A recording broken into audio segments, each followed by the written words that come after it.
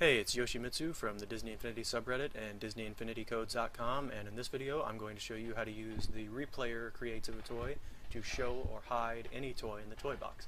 And this is useful for all sorts of things, especially toys unlike the challenge orbs where you can't just show and hide them naturally. So the first thing I'm going to do is I've got this set up here and I'm going to show you how it works, and then I'm going to set it up again so you know how to do it. On the left side I've got my recording switch, and on the right side I've got my playback switch. So first I'm going to show you the playback.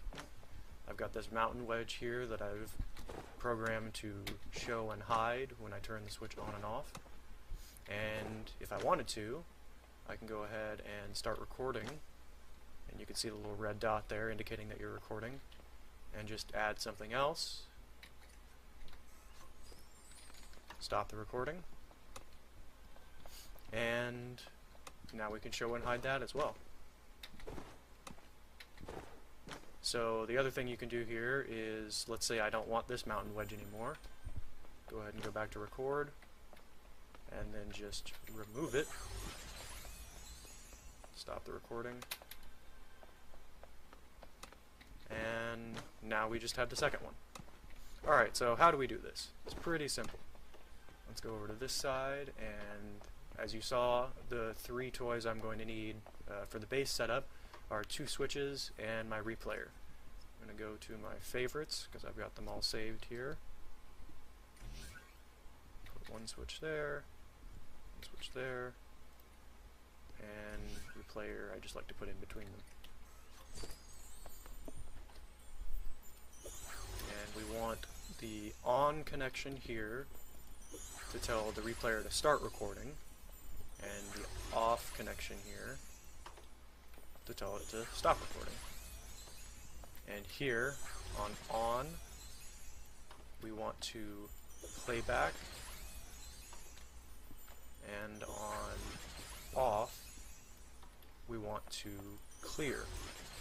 So I'm going to choose clear, but you should know also there's the reset option down here, and you'll probably want a different switch if you're going to do that. That's how you actually clear everything from its memory. So if I have something set to reset, it'll just get rid of everything in the replayer.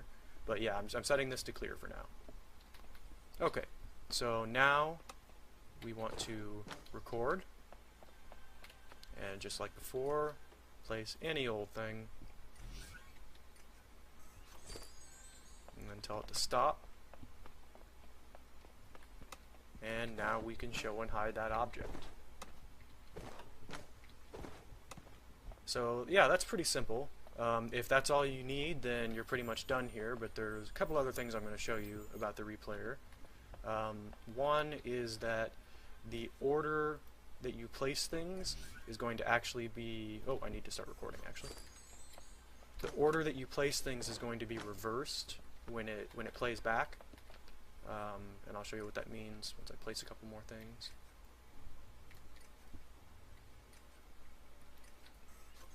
So when we go to playback, it's pretty quick right now. I can actually slow it down. So here we can change the playback interval. Set it to 1. This will just make it really easy to see what I'm talking about. So you'll see that as I put the things in are how they appear. So yeah, since I placed this wall first, it shows up, then this shows up, then this shows up, then this shows up, then this shows up. So if you want the last thing you placed to be the first thing that appears, you can go here and change your on connection instead of playback to reverse playback. Pretty simple. So now we go back here, and now we're in the other order.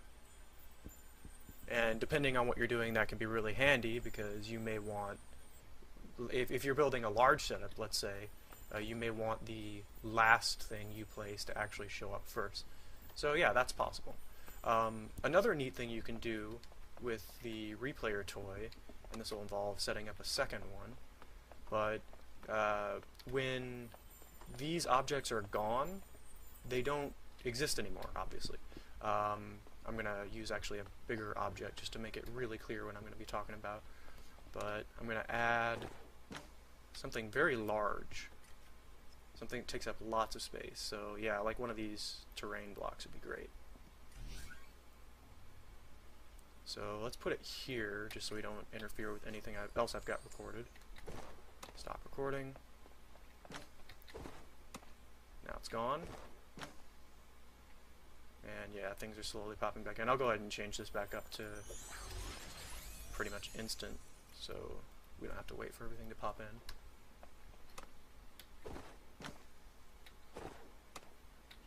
Okay, so we've got this large object here, right?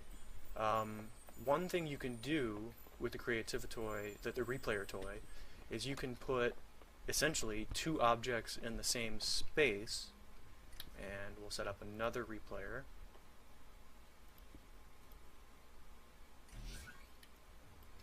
Whoops.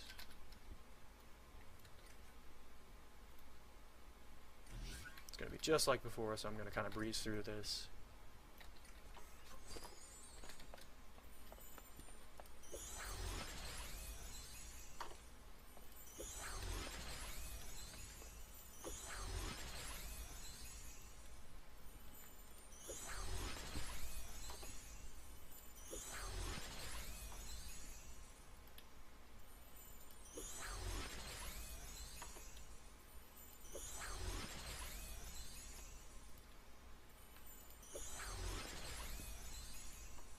Okay, so just to remind us, we've got a giant mountain block right there, and what I'm going to want to do is I'm going to want to start recording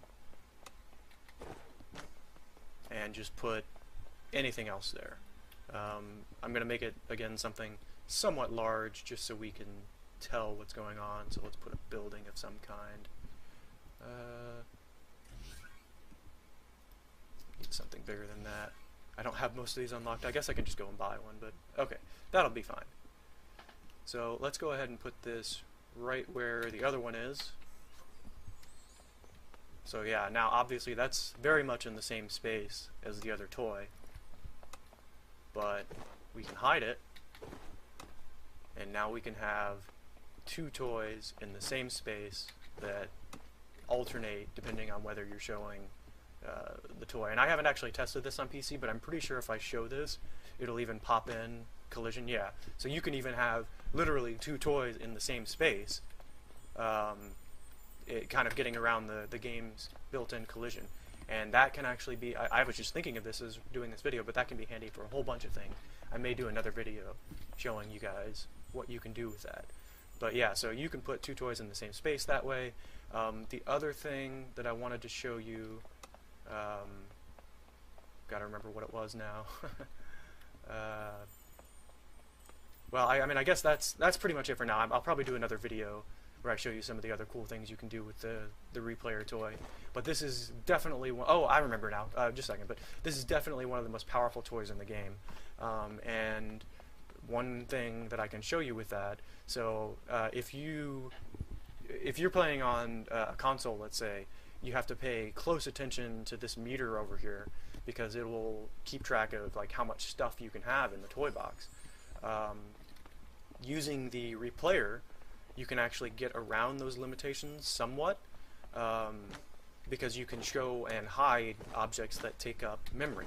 So, for example, I'm going to start recording, and then I'm just going to place a bunch of NPCs, like a whole lot. Gotta remember where they are. Yeah, it's going here. And I want somebody that can actually move around, so yeah, Captain Marvel's fine. Just place a whole bunch of Captain Marvels.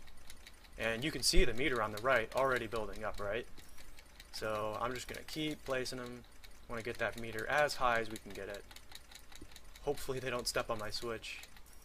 It's an honor to fight at your side, Okay, Captain so, Marvel. I mean, I don't know if you can tell on my video, but it's even getting a little bit framey now because of all these Captain Marvels I have. So I'm going to turn that off, and then I'm going to hide them. And now, my meter's back down. So just do it again. Show them all, and you can see them pop in. You can see that meter building up. And yeah, this is actually still set to delay their appearance, so they'll take a little while to pop in.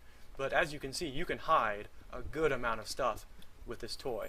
And one video I've been wanting to do for a while, may do in the future, is showing kind of how you can adjust your draw distance, and you can make really big cities by just showing and hiding things as you need to draw them.